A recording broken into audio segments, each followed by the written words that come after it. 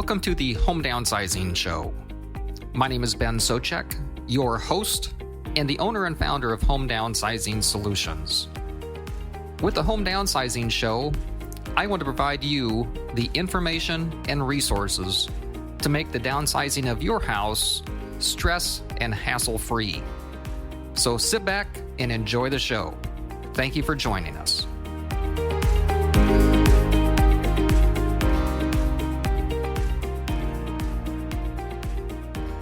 Hello, and welcome to this week's edition of the Home Downsizing Show podcast. This is Ben Souchek, the owner and founder of Home Downsizing Solutions.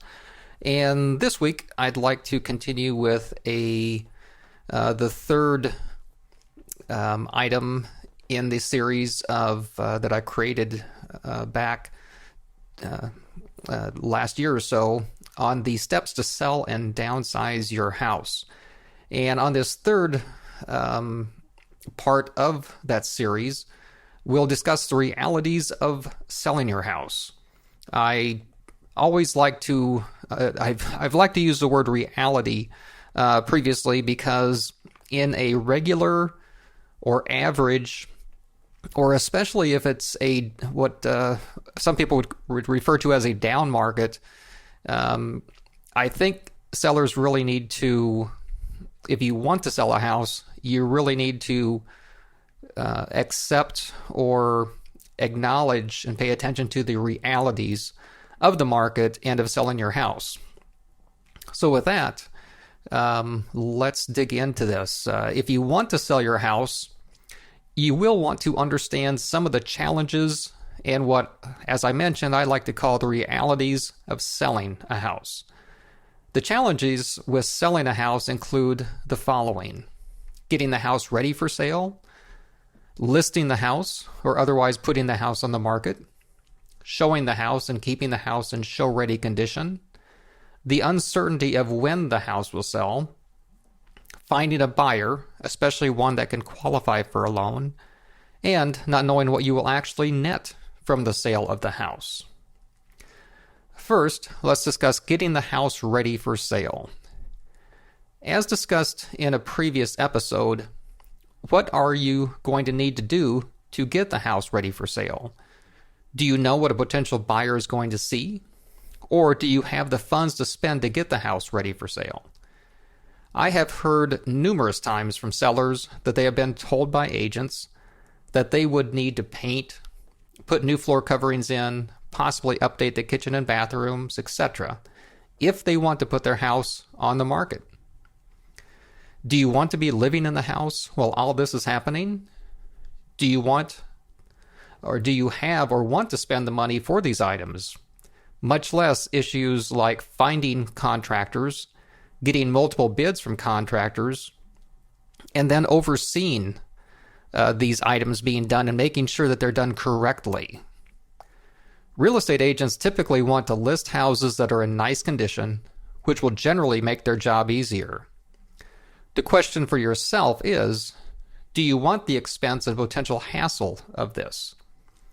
If your expectations are to get top dollar when selling your house, the house better be in better condition than the competition. As mentioned before, if it has been several years without updating items, most buyers are going to expect the item to be updated or will discount the house if it's not. And most buyers will typically think they need to spend more money than what is really needed to update a house if it's not updated already. Most buyers do not have the experience of what it takes to update a house if needed, or the imagination of what they could do with a house. Next, listing and putting the house on the market.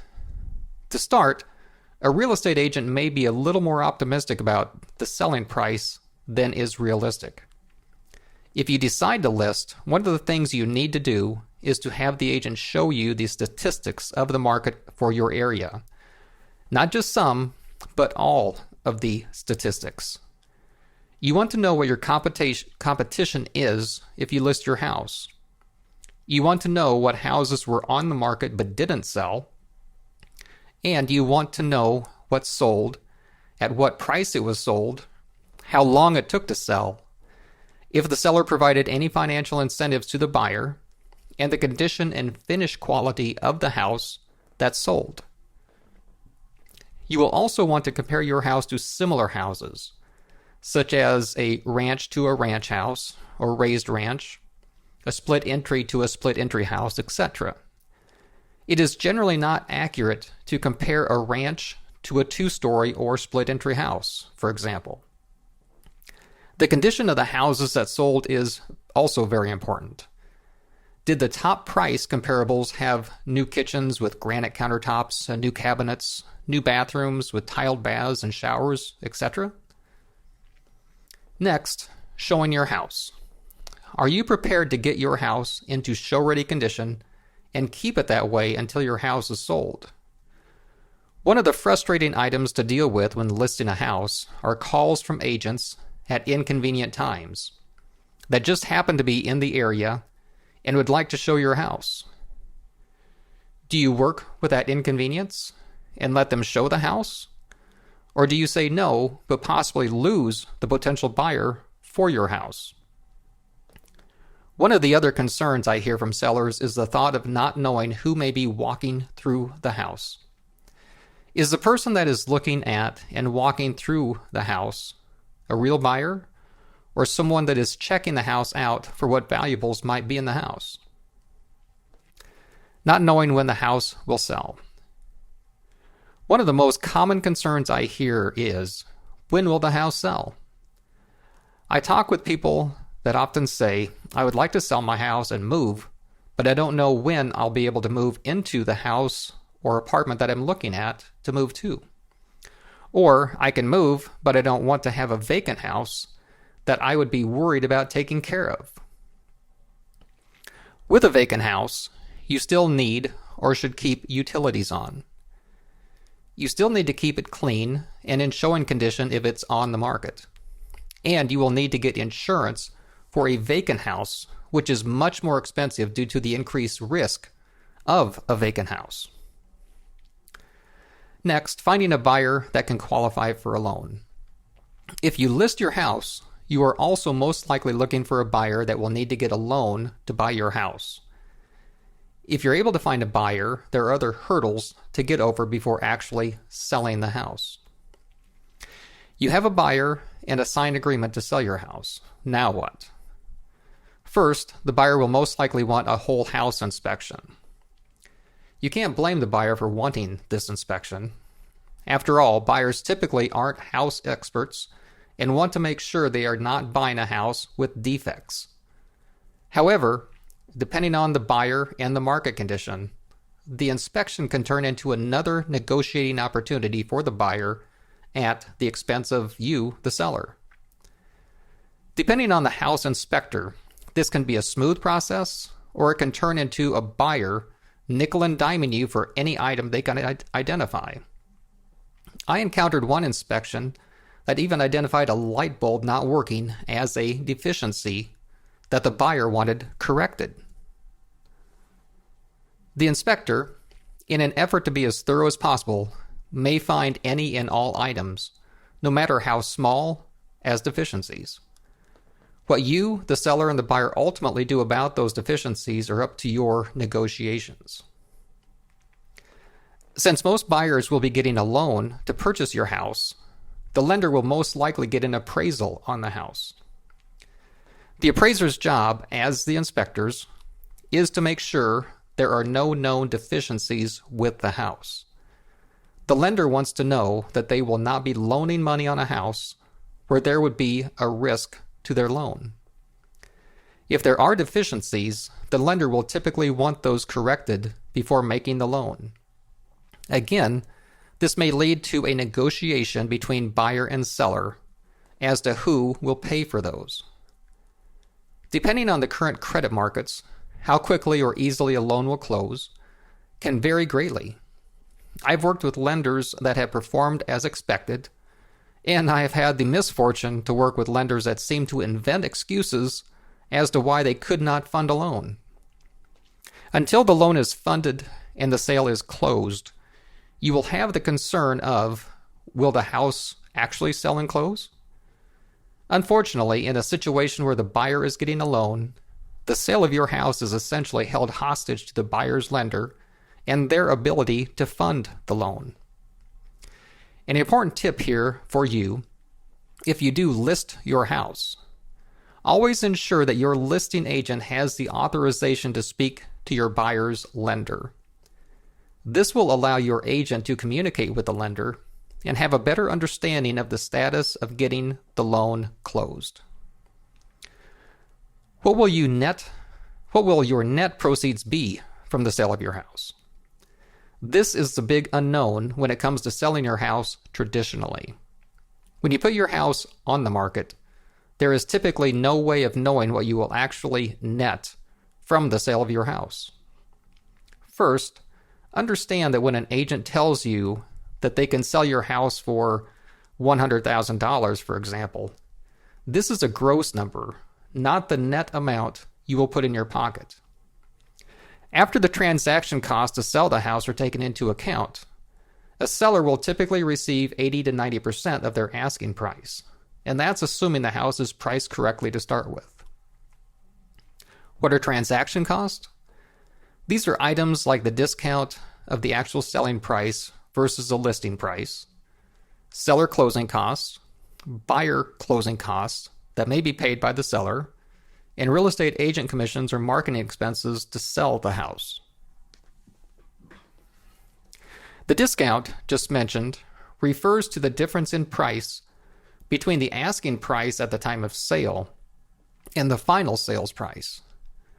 Depending on the market, there can be a 1 or 2 to 10% discount from the asking price. In slower markets, this can be even larger. The seller's closing cost. These are items such as title insurance, the closing costs for the title company to close the transaction, recording fees, etc., which usually end up costing 1 to 3% of the sales amount, depending on your local cost. The closing cost for the buyer. Although, as the name would imply, buyer's closing cost, it is very common for buyers to ask the seller to pay for some or all of their closing costs. These costs are certainly negotiable, and you have the option of saying no. But again, depending on the market environment, you may have just lost your buyer. For the more than 20 years that I have been involved in real estate, it has become very common for buyers to not have more than the 2 to 5% down payment needed to secure a loan to purchase a house, much less funds for their closing costs. Therefore, this becomes another area for negotiation. And if a buyer does have additional funds, they seem to use them for things to furnish a house instead of paying for the actual costs associated with purchasing the house. Lastly, commissions or marketing cost. You certainly do not need to utilize a real estate agent to sell your house, but you still need to do the things it will take to attract a buyer to buy your house. No matter how it's done, again, depending on the market environment, there is a cost to finding a buyer. When you add up these transaction costs, you can hopefully see how it's realistic to only net 80 to 90% at best of the asking price when selling a house. So in this episode, we discuss some challenges and realities of selling a house. My goal isn't to scare you into not selling your house, but to better understand the process of what you will most likely encounter to get your house sold. This may seem overwhelming and frustrating at times, but with the right real estate professional assisting you, it can be a rewarding experience to sell your house and move on to a better living arrangement and lifestyle. And of course, if you would like to discuss what your options are to just sell a house to a professional home buying company like Home Downsizing Solutions, just contact my office by going to homedownsizing.com or calling toll-free 855-291-5005. And if you would like a free copy of my book, Home Downsizing Secrets, just go to homedownsizing-secrets.com, or again, you can call my office, 855-291-5005. Thank you for listening to this week's episode of the Home Downsizing Show, and have a great week.